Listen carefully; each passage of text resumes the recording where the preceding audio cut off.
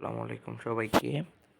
আজকের এই ভিডিও থেকে যে সৃজনশীলগুলো দেখাবো পদার্থবিজ্ঞান পরীক্ষায় কালকে হুবহু এখান থেকে ম্যাথ পাওয়া, অর্থাৎ এই ম্যাথগুলো একদম হুবহু তো আর দেবে না, মানে এই ম্যাথগুলোর মতোই ম্যাথ দিবে। এই ম্যাথগুলো হচ্ছে ওই অধ্যায়ের সবচেয়ে গুরুত্বপূর্ণ টাইপ, ঠিক আছে? তো আমরা দেখি, সামনে যাইতে থাকি। এটা ফুটবে ভালো, তো আমরা সামনে যাই। দেখো,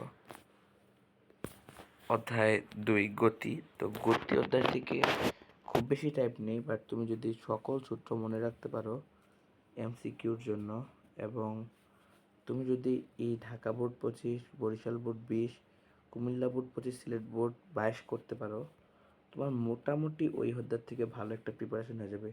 বিশেষ করে ঢাকা বোর্ড 25টা একটু ভালো করে করো, আর সিলেট বোর্ড 22টা, এগুলো অনেক ইম্পর্টেন্ট ম্যাথ আছে, মানে যেই টপিকগুলো আছে তার মধ্যে প্রায় 90% এই দুটা ম্যাথই আছে, ঠিক আছে?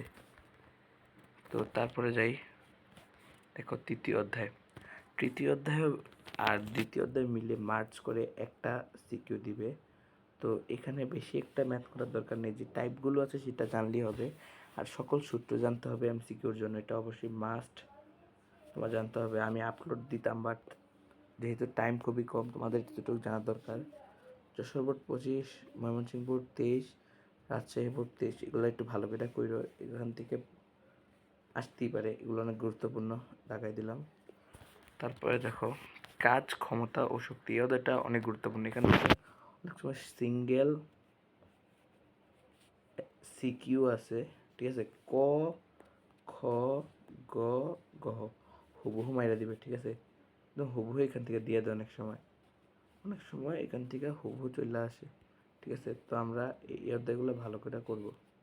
এই অধ্যায়ের ভিতরে বেশি ম্যাথ নাই, মানে সংরক্ষণশীলতার নীতি, তারপরে হচ্ছে হলো কত উচ্চতা কত, এবং কখন কোনটা হবে সেটা তোমার জানতে হবে, মানে সব মিলে টাইপ আছে। কর্মদক্ষতা এই বেশি টাইপ নাই, তো তুমি এগুলো জানো, এগুলোই করতে পারো। ময়মনসিংহ বোর্ড 25 করতে পারো, Dhaka board 23, Chattogram board 22, Rajshahi board 23, Dinajpur board 23, ঠিক আছে?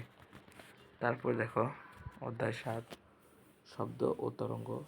এই অধ্যায়টা অনেক গুরুত্বপূর্ণ, কিন্তু এই অধ্যায়টা অনেক সহজ, ঠিক আছে?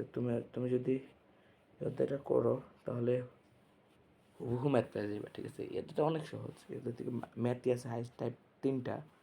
এই প্রশ্নগুলো একটু বেশি করে প্র্যাকটিস করো, হুবহু কমন পেয়ে গেছে, এটা থেকে হুবহুই কমন পেয়ে যাও 100%। শুধু মানটা পাল্টায় ম্যাথ আসবে, কারণ এই অধ্যায় টাইপই আছে অল্প কয়েকটা, ঠিক আছে? এই অধ্যায় থেকে সিঙ্গেল সৃজনশীল আসে, ঠিক আছে? এটা গুরুত্ব দিও, এটা থেকে একটা অ্যান্সার করতে পারো, কিন্তু বিশেষ করে এইগুলো বেশি ভালো করে পড়ো, এগুলো ঢাকা বোর্ডেরগুলো ভালো করে পড়ে বেশি করবে। আলোর প্রতিফলন অধ্যায় থেকে এই দুইটা সৃজনশীল পড়ো, এবং যে চিত্র আছে দেখবা, চিত্র তো আসবেই, চিত্র দেখো, মনে করো 6টা চিত্র আছে, সব মিলে 7টার মতো চিত্র আছে। তুমি এগুলো সৃজনশীলও কাজে লাগবে, এমসিকিউ তো কাজে লাগবে, তুমি এগুলো একটু ভালো করে পড়ে নাও, ঠিক আছে?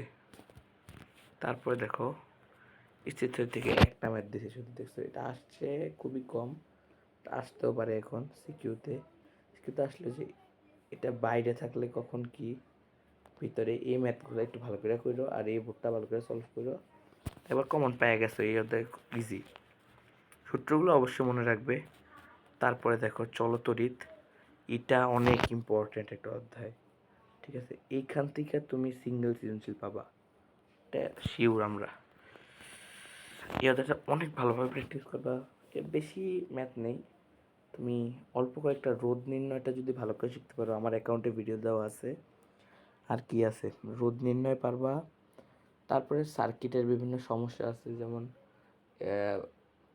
বিল তৈরি করা, তারপরে আছে হচ্ছে হলো ক্ষমতা নির্ণয়, ক্ষমতা সমান কিনা, এই ম্যাথগুলো করলেই যথেষ্ট।